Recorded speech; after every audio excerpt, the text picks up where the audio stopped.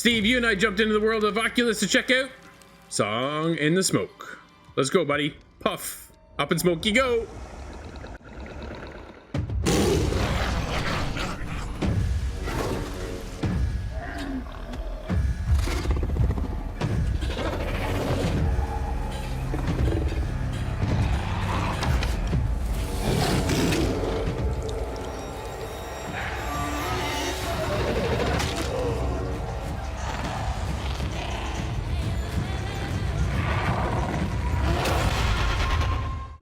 Steve, you and I checked out an interesting one, dude, and one I've been keeping my eye on for a long time. In the world of VR, we lack a certain genre, and that is the survival genre, where you have to go out, gather up materials, craft materials, and just build a world and survive within it, right? This game brings that element, and what a cool game. Dude, the game really starts off kind of weird and confusing with this three-headed crow with a face in the middle of his stomach, which I was just like, what is going on here? But as you get past that part is when the game starts to get into that survival aspect that I've been like kind of starving for in a VR. And to me, one, I've been questioning why it's taken so long to get here. Because, dude, if you are a fan of like Ark, right, or The Last Oasis like we are here on the show, you go out, you gather resources, and you gather certain materials so you can craft and build other materials. Dude, that's the same thing you do here, but it's in VR. And that's one of the coolest aspects. Steve, you and I have both, we each have one problem though, right? When it comes to the world of VR, you're talking motion sickness. Dude, I was in for an hour and then I was out for the day with this. How did you make out in this game? Oh, totally like you. When you sort of said we got a survival game, because I remember my first, like the PC one was Valheim with you. We'd done a review, and I said this is my first survival game, and I loved it.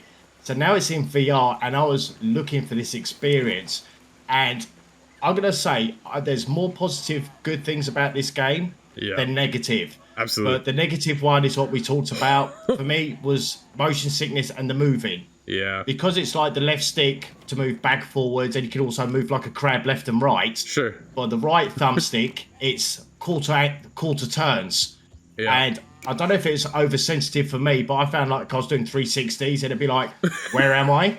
And in VR, it's kind of like, I felt myself wobbling a little bit as well. Really? And then sort of, oh yes. And then moving around, then obviously you've got teleport to climb stuff as well, like get to ledges and things like that. Sure. But to be honest with you, that's the only negative point I really had. Graphically, it was a little bit rough, but not perfect. Yeah. But it didn't bug me as much. But the mechanics of crafting stuff and gathering resources, I think they've nailed it on the head 17-bit with this. Absolutely, Steve. I couldn't agree more. I think the crafting aspect is really what kept me going within the game. It's such a cool experience. You grab a log. Yeah. So, okay, first of all, you got to get...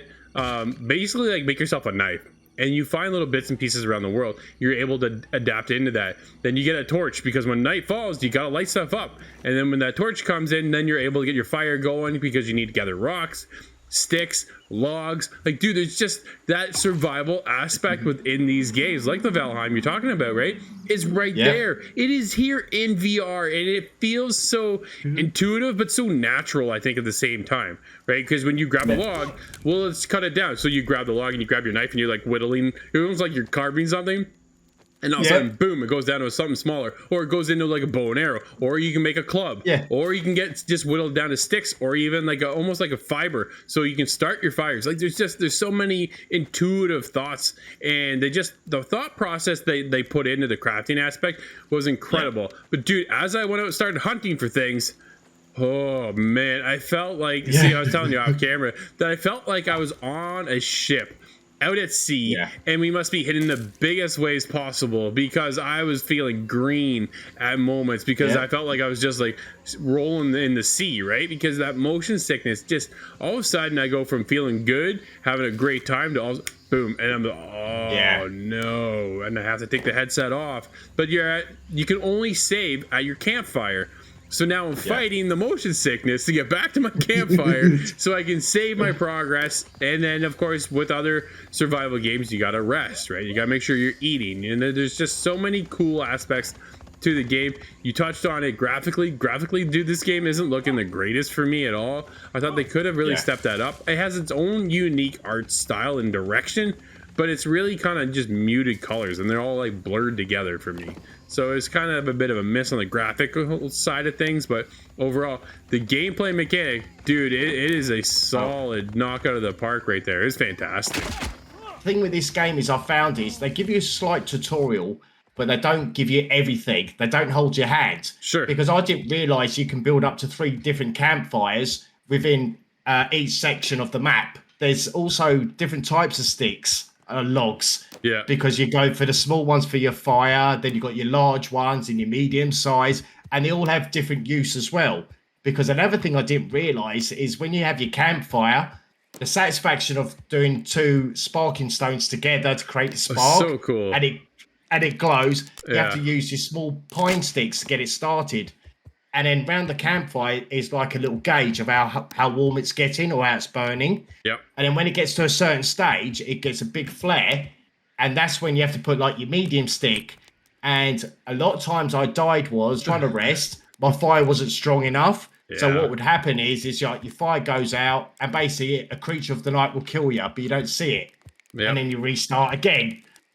Steve, I think it's fair to say this is one of the coolest aspects of VR is the immersion of a game like this. Song in the Smoke for me was absolutely addicting, but that motion sickness overthrew everything, unfortunately, and it was just small play sessions at a time. It was too bad because I wanted to be there for a lot longer. But with that motion sickness and a couple little things too with the graphical issues, it was just kind of, man, the graphics could have been a little bit tighter for me. Overall, I have had a great time. Song in the Smoke is definitely one you should check out over on the Quest 2. I'm there with an 8. How about you? Oh, exactly what you just touched on. The motion sickness. Yeah. The graphics didn't bother me too much. But because of not playing too much of the game, there's so much to explore, and the more I progressed, the more I was finding new stuff. Yeah. And for me, that's definitely got me an 8.5, and it's definitely one for people to check out. Nice.